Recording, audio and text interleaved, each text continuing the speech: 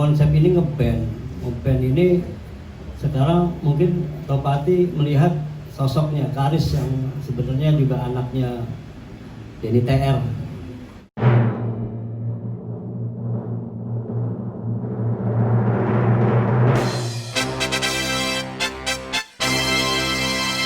Kayak gini,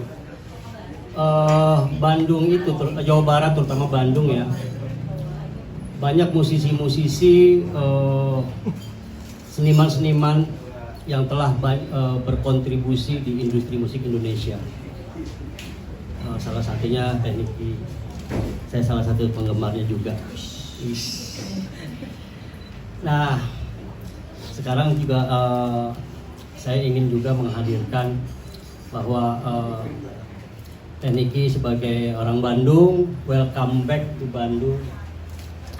Kita menghibur warga Bandung, saudara-saudara, teman-teman yang pernah kangen dengan Teniki bisa dihibur, dan kita harus buatnya juga dengan cara yang eksklusif show. Jadi ini suatu juga achievement, penghargaan saya juga kita semua ya terhadap kontribusi Teniki selama ini yang juga mewarnai musik Indonesia, karena dengan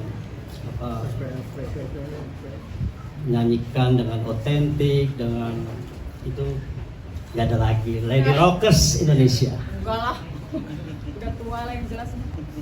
Yuda ini dari Technical Production dan Talent Artist. Jadi saya juga bekerjasama sama Yuda di Jack Live ini untuk membantu mempermudah kita dalam segi technical production, kemudian rider dan komunikasi sama artis. Mas Yuda mungkin bisa. Assalamualaikum, saya Yuda dari Jack's Live Promotions. Saya sebagai penyambung antara promotor dengan artis. Kebetulan saya juga dibantu oleh local production di Bandung dari Plus Production, Bapak Yogi. Jadi sebenarnya show ini sebenarnya udah lama kami ingin menyelenggarakannya. Cuma mungkin teknik waktunya yang juga yang sangat terbatas. Itu aja sih.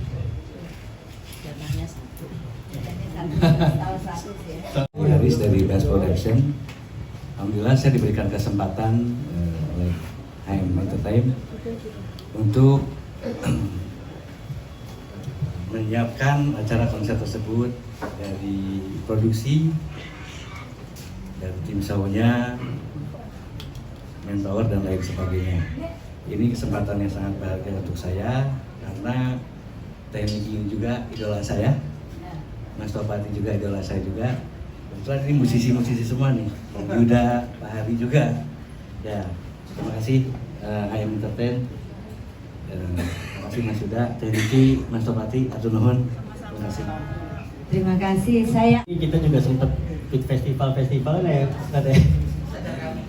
Ya, tapi berjalannya waktu memang passion itu memang itu. Kemudian saya bikin Haris Drum Craft itu 30 tahun lalu.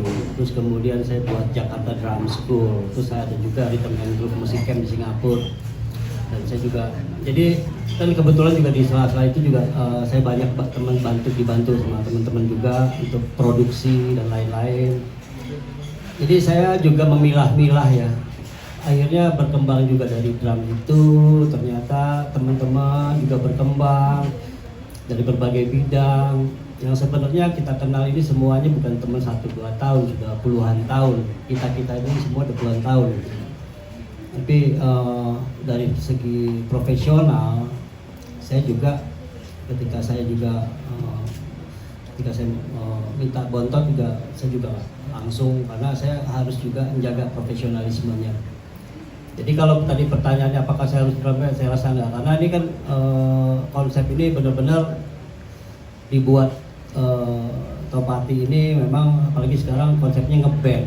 Jadi Topati pasti tahu sekali siapa-siapa yang ada di situ, kayak Karis, kemudian anak sekarang nih soundnya juga beda. Jadi aku rasa sih itu wilayahnya Topati. Gitu. Terus yang kedua apa tadi? Oh, Mas Yan.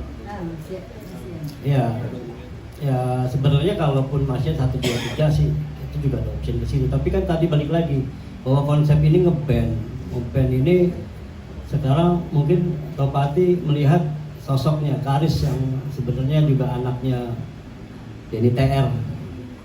Nah, jadi sekarang gitaris Dead Squad. Saya rasa juga memberikan warna baru ya. Memberikan warna baru tanpa juga mengurangi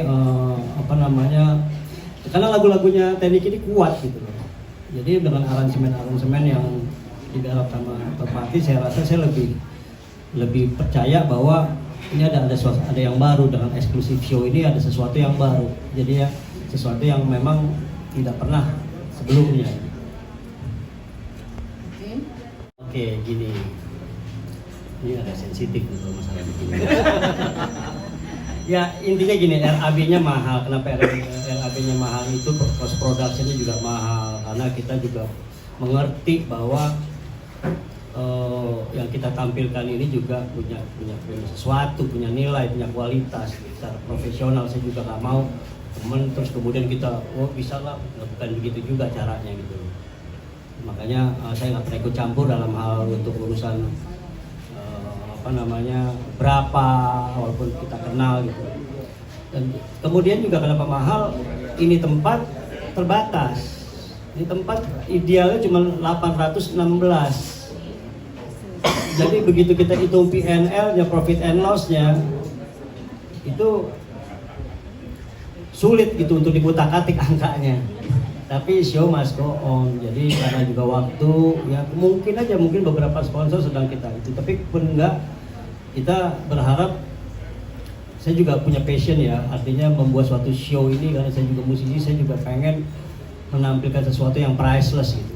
Walaupun bukan berarti tanpa hitungan, tapi paling enggak jangan juga kita bikin asal-asalan, terus kemudian teman-teman kita bikin asal-asalan, terus kita bikin untung, kita cuma buat untung, terus teman-teman saya nggak mau gitu.